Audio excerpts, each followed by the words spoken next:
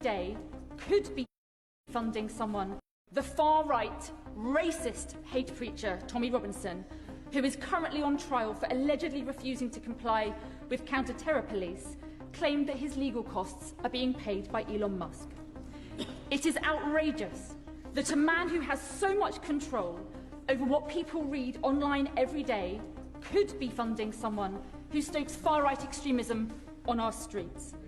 If this was Putin, the government surely would act. The far-right, racist hate preacher Tommy Robinson, who is currently on trial for allegedly refusing to comply with counter-terror police, claimed that his legal costs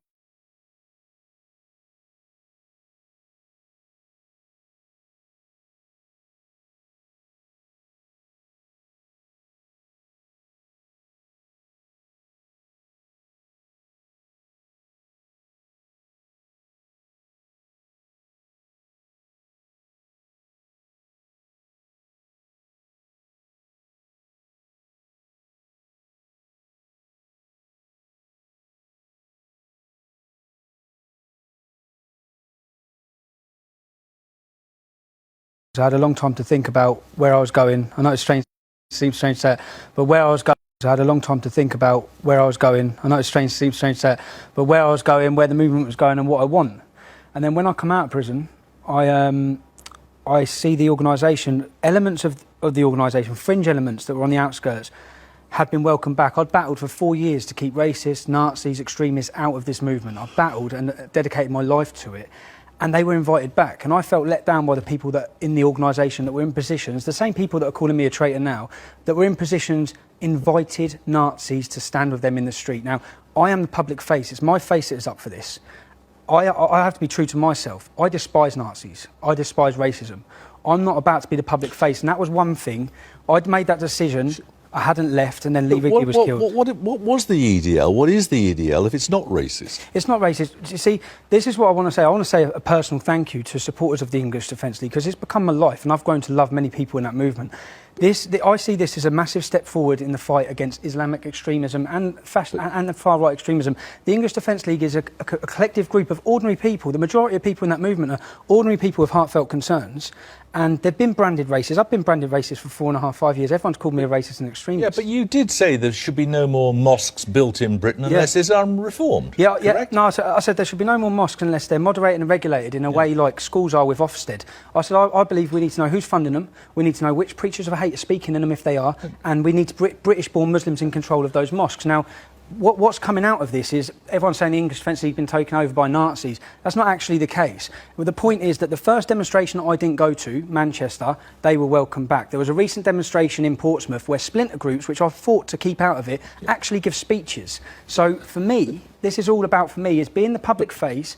We've done this for 4 years. We've raised the profile. I think the Defence League's been very successful in bringing things to the forefront. Sure. I now think it's at a point... Have you changed your views? My views, I think I want people to listen to my views, because what people portray my views and believe my views would be is not what they are. I don't hate Muslims. I don't hate Muslims at all. I have a... Why do you want to stop mosques being built? Unless they're moderated and regulated, because I believe there's a problem. And every time we see an undercover documentary, we see problems, and then it's like they say, oh, that's not Islam, and it's not representative. But there is a problem. But for me, this leaving is about, we're 4 years in. I see this as a step forward. I see this as an inevitable progression into what we were doing, and I don't see it beneficial to continue doing what we were doing. Do you still think this country's in danger?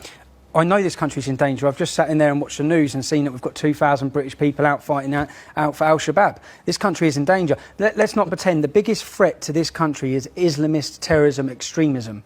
At the same time, I despised far-right extremism. I've battled through this organisation to be true and to steer it in what me and my cousin Kevin have built it on. And we've built it on inclusive and welcoming everybody. Sure, but you haven't changed your views.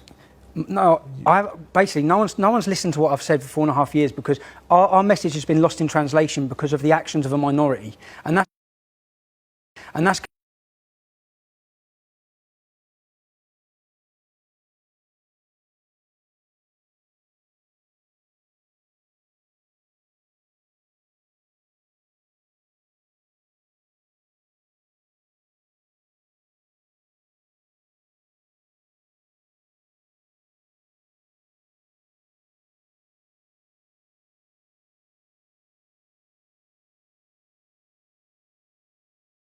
Tommy Robinson has responded to your question with an expletive laden series of tweets and attacks on you personally. Do you worry that you're getting into something that's going to be quite nasty, a fight that's going to be very difficult? Look, I stood up for my values today. I don't like seeing racism in our society. I don't like seeing far-right extremists causing violence on our streets. And those are things that I wanted to speak up for. I'm elected to do that, elected on that platform. And I'm encouraged by the messages of support that I've received from MPs of all political parties and from people from various groups that campaign against racism, who have said that they felt that today I said something that they considered to be brave and courageous. And quite frankly, I think we need to see more bravery and courage in our politics. Tommy Robinson has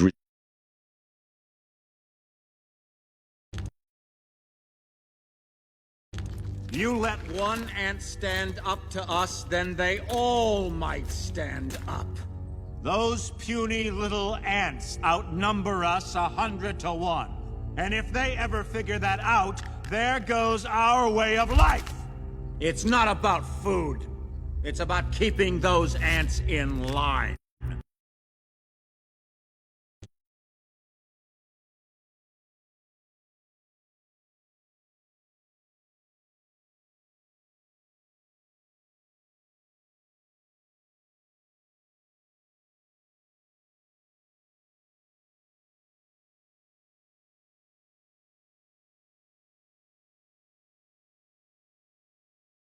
I'm going to make the entire world make sense to you.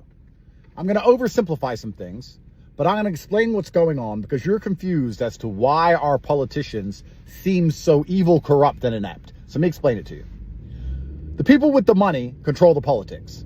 Most of you understand that. Politics is simply money. Lobbying, media, all this crap is owned by very, very rich people, and they basically decide who gets to be in power.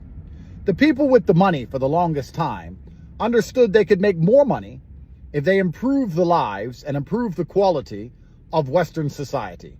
By improving Europe, improving America, improving the standard of living for the constituents of these countries, they could make more money. But like all things, the pendulum swings. And it got to the point where people got a little bit lazy. They wanted health care. They wanted to only work certain hours. They wanted good living conditions. And one day, the rich people woke up and realized, wait, we can make more money now by destroying Western civilization. We don't make more money by making it better because the people in the West now are very decadent and they've started to pay a lot of attention and they start to do these investigations and they've started to notice how corrupt everything is and they're starting to notice how much money we're stealing. You know, if we could just replace all of them with third worlders don't complain about governmental corruption ever. So if we're corrupt, we don't want Westerners with law degrees looking up what we're doing. We want a whole bunch of third world slaves in the country because they're not going to pay attention to all the money that goes missing. On top of that, all markets can be longed and short. You can make a bet on basically anything on the planet that's going to go up or that's going to go down. You have heads and tails on the coin. It is much easier to make something go down than make something go up. So if you flip a coin, heads or tails, well, that's 50-50, right? But if I said to you, I have to make a bet, I have to bet billions of dollars on the UK getting better or the UK getting worse. Well, if I bet on it getting better, I now have a whole bunch of work to do. I have to make it a better place. Do you have any idea how difficult that is? But if I bet on it becoming a worse place, well, that's easy. Very easy to make it worse. You just leave it as it is. And or a bunch of people who don't really like the place, stoke civil tensions with the media, make the prices of everything go up a little bit so people are angry and poor. Done. My bet pays off. I get rich. So the people who are in charge of the global capital, and these people have power everywhere, and these people live a good life everywhere. They're not worried about Europe falling apart because they have a beautiful mansion in Ghana. They have armed security in Bangladesh. They don't care. They're fine everywhere they go.